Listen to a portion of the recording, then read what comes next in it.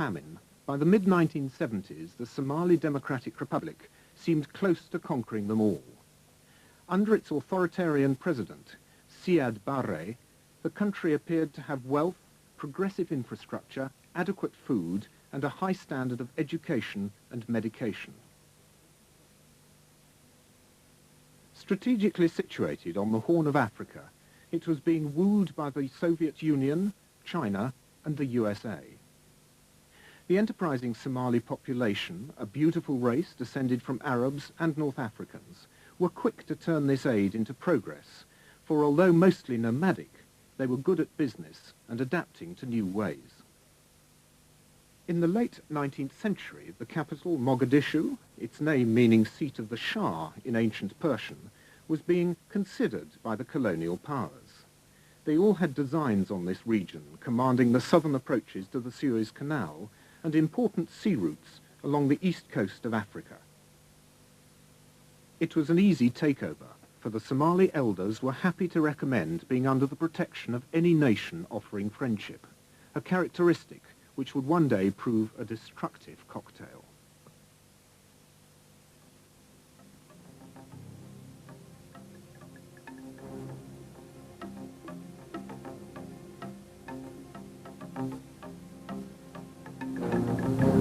The Italians were the most avaricious. Since the late 19th century, they had been racing to incorporate the whole Horn of Africa in one big colony.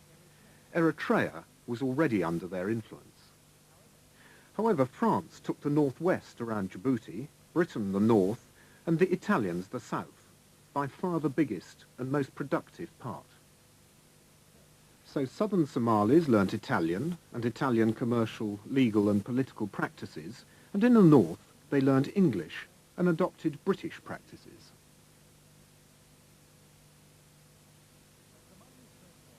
A Somali's first loyalty is to his sub-clan, then his clan, the basis of Somali culture, and these allegiances run deep. Minor disputes, once settled with clubs and spears, would assume horrific proportions with the introduction of modern automatic weapons. To the west, the nominally Christian Ethiopian Empire also had its eyes on Somaliland. They took over the Ogaden and Haud regions, which the Somalis considered their own. The dispute over these regions angered and intimidated future President Siad Barre. It would ultimately destroy Somalia.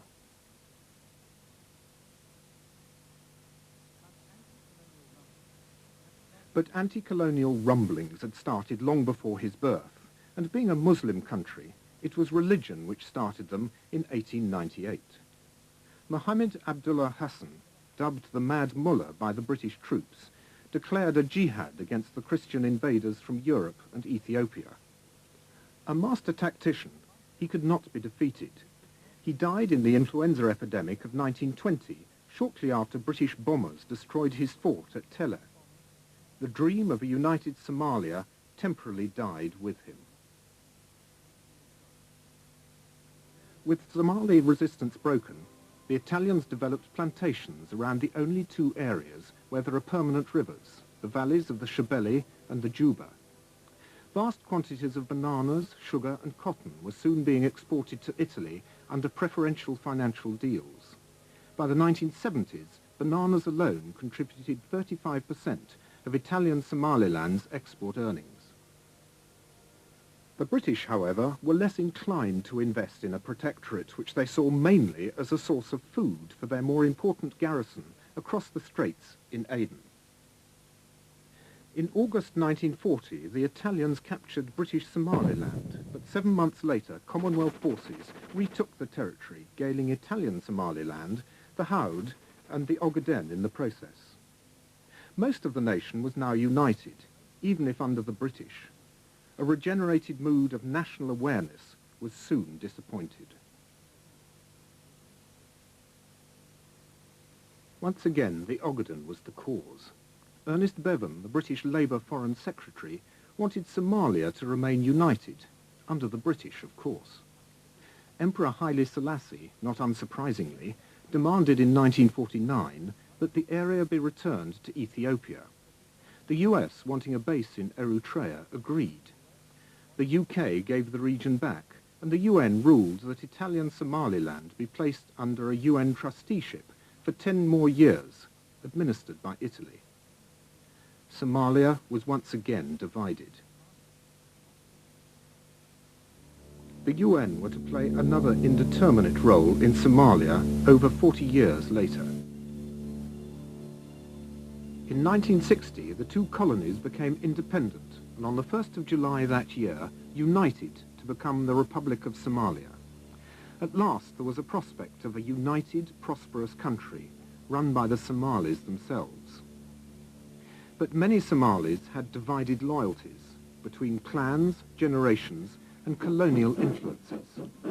The armies marched differently, the legal and commercial procedures differed.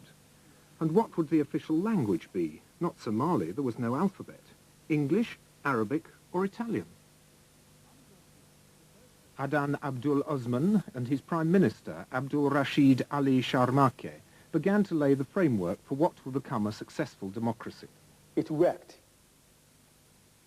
Why it worked is because people felt that the politicians can be changed through a multi-party system. So in fact the people, or I should say not the people who matter in the towns, who know what politics is, felt that through these political parties they can change any leader they want. Meanwhile, a little-known army commander named Mohammed Siad Barre was becoming influential. Siad Barre, I think, with all certainty I can say, felt that he was the reincarnation of Muhammad Abdullah Hassan. Absolute reincarnation.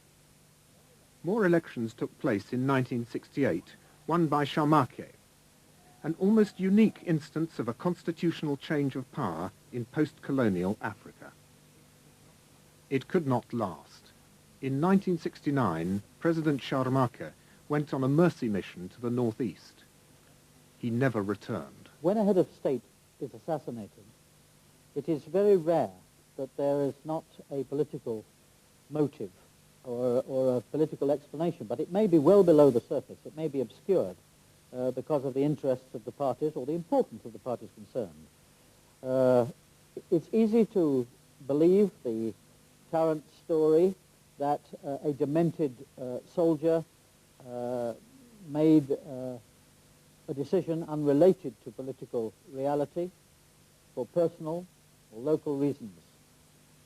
But of course, we live in a period now when archives are being opened, and there is little doubt in my mind that the opening, for example, of the KGB archives will reveal a greater depth to these issues and may throw some light in what historians have suspected was an implication, an involvement in Siad Barre's coup d'etat. It has been mentioned as a possibility by several writers, but no one else to date has produced the hard evidence. That may now be possible. A few days later, on the 21st of October 1969, Radio Mogadishu announced that Major General Siad Barre had staged an allegedly bloodless coup. Relentlessly making decisions, he quickly consolidated his position. Proclaiming himself president, he abolished the National Assembly and personally headed an appointed 25-member Supreme Revolutionary Council. Initially, the people supported him. Born in the Ogaden, he was an anti-colonialist. Many who hadn't supported the coup were detained, including then-Colonel Mohammed Farah Aidid, who had always distrusted Barre. An affiliation. It was a refreshing break with tradition, but it would not last. Barre, then gaining aid by cleverly setting superpower against superpower, was trying to turn Somalia into a modern state. While the Russians provided arms and advisors, Chinese money and loaned workers built roads into the interior and along the coast, linking towns that had never before been easily accessible. His scientific socialism was not dogmatic and instilled a feeling of optimism. His limited nationalization was also initially unauthoritarian. I believe that Siad Barre never bothered to read what scientific